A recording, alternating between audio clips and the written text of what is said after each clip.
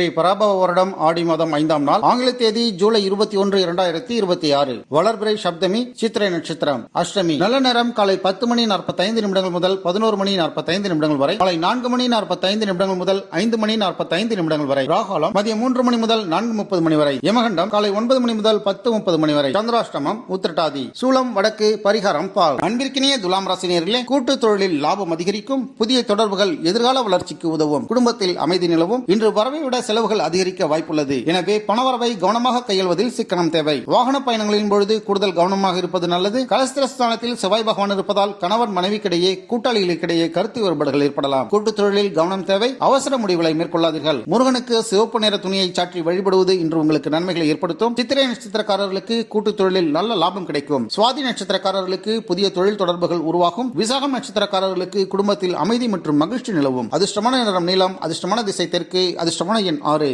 நம்ம world Prince சேனலை மறக்காம சப்ஸ்கிரைப் அண்ட் ஃபாலோ செய்து கொள்ளுங்கள்.